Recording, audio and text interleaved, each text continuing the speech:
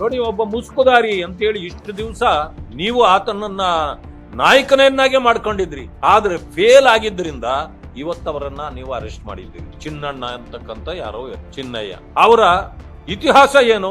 ಅವರೊಬ್ಬ ಕ್ರಿಶ್ಚಿಯನ್ ಸಮುದಾಯಕ್ಕೆ ಕನ್ವರ್ಟ್ ಆಗಿರ್ತಕ್ಕಂಥ ವ್ಯಕ್ತಿ, ಚಾಮರಾಜನಗರ ಜಿಲ್ಲೆಯವರು ಅಂತ ಈಗ ಬರ್ತಾ ಇದೆ. ಈ ಕಾನ್ಸ್ಪರೆಸಿಗೆ ನನಗೆ ಹಣ ಕೊಟ್ಟಿದ್ರು, ನನಗೆ ಮನೆ ಮಾಡ್ಕೊಡ್ತೀನಿ ಅಂತ ಹೇಳಿದ್ರು, ಅದರಿಂದ ನಾನು ಒಪ್ಪಿ ಬಂದೆ ಅಂತಕ್ಕಂಥ ಮಾತುಗಳು ಆತ್ನೇ ಇವತ್ತು ಹೇಳಿದ್ದಾನೆ. ಕೆಲವು ಇನ್ನೂ ಗುಟ್ಟಾಗಿ ಉಳಿದಿರ್ತಕ್ಕಂಥ ಹಲವು ವಿಚಾರಗಳನ್ನ ಈಗ SIT ಬಾಯಿ ಬಿಡಿಸಬೇಕಾಗಿದೆ.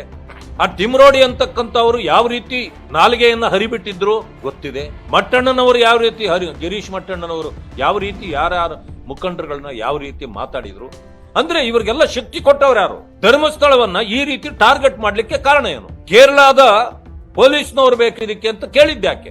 SITಗೂ ಇಂಥವರೇ ಮುಖ್ಯಸ್ಥರು ಬೇಕು ಅಂತ ಅವ್ರು ಕೇಳಿದ್ಯಾಕೆ? ಅಂದ್ರೆ ಇವರ ಟಾರ್ಗೆಟ್ ಧರ್ಮಸ್ಥಳ ಮತ್ತು ಧರ್ಮಾಧಿಕಾರಿಗಳ ವಿರುದ್ಧ ಇತ್ತು. ಧರ್ಮಾಧಿಕಾರಿಗಳು ಭವಿಷ್ಯ ಯಾವ ಕಾಲದಲ್ಲಿ ನಿದ್ದೆ ಮಾಡಿದ್ರು ಗೊತ್ತಿಲ್ಲ.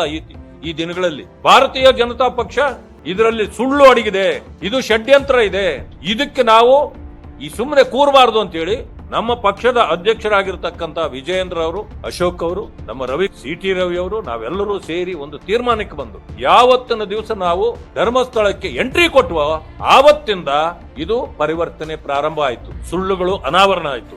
ಈಗ ಎಲ್ಲ ಸಿಕ್ಕಿ ಬೀಳ್ತಾ ಇದ್ದಾರೆ. ಷಡ್ಯಂತ್ರ ಯಾರ್ಯಾರು ಮಾಡಿದ್ರು ಇವತ್ತು ನಾನು ಮುಖ್ಯಮಂತ್ರಿಗಳನ್ನ ಆಗ್ರಹ ಮಾಡ್ತೇನೆ, ನಿಮಗೆ ಏನಾದ್ರೂ ಒಂದು ಸ್ವಲ್ಪ ಆದ್ರೂ ಗೌರವ ಘನತೆ ಇದ್ರೆ, ನ್ಯಾಯಾಲಯ ಮತ್ತು ನ್ಯಾಯದ ಬಗ್ಗೆ ನಿಮಗೆ ಗೌರವ ಇದ್ರೆ, ಇವರು ಒಬ್ಬರನ್ನು ಬಿಡಬಾರದು, ಎಲ್ಲರಿಗೂ ಪಾಠ ಕಲಿಸ್ತಕ್ಕಂಥದ್ದಾಗಬೇಕು.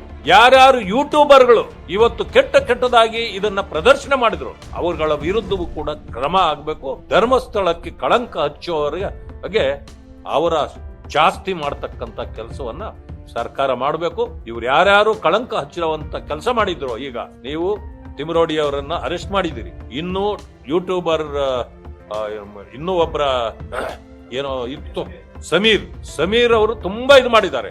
ಅವರ ಬಗ್ಗೆ ಕ್ರಮ ಆಗ್ಬೇಕು. ಮತ್ತೆ ಮಟ್ಟಣ್ಣವರ ವಿರುದ್ಧವೂ ಕ್ರಮ ಆಗ್ಬೇಕು.